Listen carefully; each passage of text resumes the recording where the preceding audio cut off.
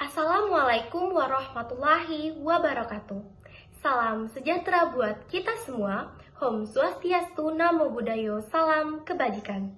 Yang terhormat Ibu Destiani MPD dan Bapak Dr. Mulyanto Widodo MPD selaku dosen pengampu mata kuliah Bahasa Indonesia. Yang saya hormati dan saya sayangi rekan-rekan sekalian. Pada kesempatan kali ini, kami dari kelompok 2 ingin mempresentasikan hasil kerja kelompok kami dengan judul materi pemakaian huruf, yang dimana terbagi atas 3 submateri, yang pertama huruf kapital, yang kedua huruf miring, dan yang ketiga huruf tebal. Sebelum masuk ke materi, izinkan saya memperkenalkan kelompok 2, di mana saya sendiri, Erling Indah Herlina, dengan nomor pokok mahasiswa 21130233030 selaku moderator pada hari ini, dan rekan saya Ahmad Fakih dengan nomor pokok mahasiswa 21130233050, dan rekan saya Pani Dita Rihadatu dengan nomor pokok mahasiswa 21130233004. Langsung saja ke materi yang pertama yang akan disampaikan oleh Saudara Fakih. Kepada Saudara Fakih, saya persilahkan. Huruf kapital. Apa sih huruf kapital itu? Jadi, huruf kapital merupakan huruf yang berukuran dan berbentuk khusus lebih besar daripada huruf biasanya. Biasanya digunakan sebagai huruf pertama dari kata pertama dalam kalimat. Huruf pertama nama diri, seperti A, B, C, itu huruf besar. Kapan sih huruf kapital itu bisa digunakan? Yang pertama, huruf kapital atau huruf besar dipakai sebagai huruf pertama kata pada awal kalimat. Contohnya, dia sedang mengantuk. Apa maksudnya? Kita harus bekerja keras. Pekerjaan itu harus selesai. Yang kedua, huruf kapital digunakan sebagai huruf pertama petikan berlangsung. Misalnya, adik bertanya, tanda petik, kapan kita pulang? Yang ketiga, huruf kapital dipakai sebagai huruf pertama dalam ungkapan yang berhubungan dengan nama, Tuhan, dan kitab suci, termasuk kata ganti untuk Tuhan. Misalnya, Allah yang Maha Kuasa, yang Maha Pengasih. Yang keempat, huruf kapital biasanya dipakai sebagai huruf pertama nama gelar kehormatan, keturunan, dan keagamaan yang diikuti nama orang. Misalnya, Maha Putra Yamin, lalu Sultan Hasanuddin. Tapi huruf kapital tidak dipakai sebagai huruf pertama nama gelar kehormatan, keturunan, dan keagamaan yang tidak diikuti nama orang. Contohnya, dia baru saja diangkat menjadi sultan. Lalu pada tahun ini dia pergi naik haji.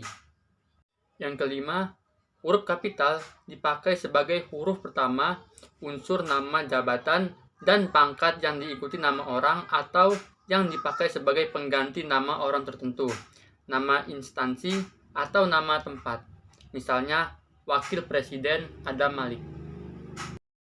Yang keenam, huruf kapital dipakai sebagai huruf pertama unsur singkatan nama gelar, pangkat, atau sapaan. Misalnya, Kiai Haji, atau Sarjana Hukum yang disingkat SH, atau MSI.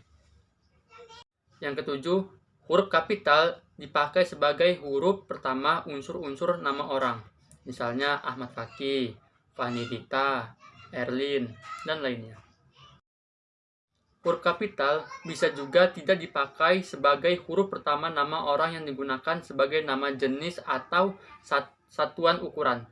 Misalnya ikan mujair atau mesin diesel.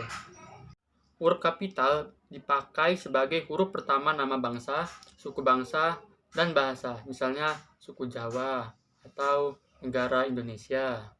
Tetapi huruf kapital ini tidak bisa juga dipakai sebagai huruf pertama nama bangsa, suku, dan bahasa yang dipakai sebagai bentuk dasar kata turunan. Misalnya mengindonesiakan kata asing. Yang kesembilan, huruf kapital dipakai sebagai huruf pertama nama tahun, bulan, hari raya. Misalnya, Hari Raya Idul Fitri atau Hari Raya Idul Adha. Huruf kapital dipakai sebagai huruf pertama nama geografi. Huruf kapital juga tidak dipakai sebagai huruf pertama nama geografi yang digunakan sebagai nama jenis. 11. Huruf kapital dipakai sebagai huruf pertama semua unsur nama negara, lembaga pemerintah dan ketatanegaraan, serta nama dokumen resmi kecuali kata seperti dan, oleh, atau, dan untuk. Misalnya Republik Indonesia. Huruf kapital tidak dipakai sebagai huruf pertama kata yang bukan nama resmi negara, lembaga pemerintahan dan ketatanegaraan, badan, serta nama dokumen resmi. 12. Huruf kapital dipakai sebagai huruf pertama setiap unsur bentuk ulang sempurna yang terdapat pada nama badan, lembaga pemerintahan dan ketatanegaraan, serta dokumen resmi. Huruf kapital dipakai sebagai huruf pertama semua kata, termasuk semua unsur kata ulang sempurna di dalam nama buku, majalah, surat kabar, dan judul keterangan, kecuali kata seperti di, ke, dari, dan, yang, dan, untuk yang tidak terletak pada posisi awal. Misalnya, saya telah membaca buku dari Ave Maria ke jalan lain ke Roma. 13. Huruf kapital dipakai sebagai huruf pertama unsur singkatan nama, gelar, pangkat, dan sapaan, misalnya DR atau dokter. 14. Huruf kapital dipakai sebagai huruf pertama kata penunjuk hubungan kekerabatan seperti bapak, ibu, saudara, kakak, adik, dan paman yang dipakai dalam penyapaan dan pengacuan. Misalnya, kapan bapak berangkat? Tanya Harto. Huruf kapital tidak dipakai sebagai huruf pertama kata penunjuk hubungan kekerabatan yang tidak dipakai dalam pengacuan dan penyapaan. 15. Huruf kapital dipakai sebagai huruf pertama kata ganti Anda, misalnya sudahkah Anda tahu? 2. Huruf miring. Huruf miring adalah huruf yang bercetak miring atau dalam terminologi tipografi disebut italics. Huruf italics ini biasanya digunakan untuk memberikan penekanan pada sebuah kata di samping. Berbagai huruf tersebut juga dipakai untuk menunjukkan sebuah istilah atau kata yang berasal dari bahasa asing. 1. Huruf miring dalam pencetakan dipakai untuk menuliskan nama buku, majalah, dan surat kabar yang dikutip dalam tulisan, misalnya majalah bahasa dan kesastraan. 2. Huruf miring dalam cetakan dipakai untuk menegaskan atau mengususkan huruf, bagian kata-kata atau kelompok kata, misalnya buatlah kalimat dengan berlepas tangan. Yang ketiga ada huruf miring.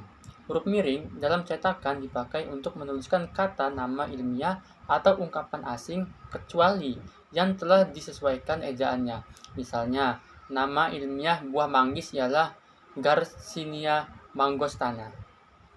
Pertama, huruf tebal dipakai untuk menegaskan bagian tulisan yang sudah ditulis miring. Yang kedua, huruf tebal dalam laporan atau karya ilmiah.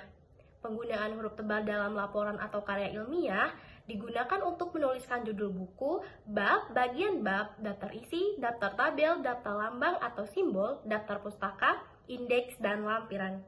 Yang ketiga, huruf tebal dalam cetakan kamus. Penggunaan huruf tebal dalam cetakan kamus berfungsi untuk menuliskan tema dan subtema. Selain itu, huruf tebal ditunjukkan untuk menuliskan lambang bilangan yang menyatakan polisemi. Sedangkan polisemi itu sendiri adalah suatu kata yang bermakna lebih dari satu. Nah, yang keempat, huruf tebal tidak dipakai untuk penegasan huruf atau kata tertentu. Penegasan atau pengkhususan huruf, bagian kata, kata atau kelompok kata tidak menggunakan huruf tebal melainkan huruf miring. Sekian pemaparan materi dari kelompok 2. Sebelum saya tutup presentasi hari ini, izinkan saya berpantun terlebih dahulu. Jalan-jalan ke kota tua, tidak lupa membeli mangga. Sekian presentasi dari kelompok 2. Semoga bermanfaat untuk kita semua. Saya Erlinda Herlina selaku moderator pada presentasi kali ini pamit undur diri. Jika ada kesalahan kata atau penyebutan nama, saya mohon maaf. Saya akhiri. Wassalamualaikum warahmatullahi wabarakatuh.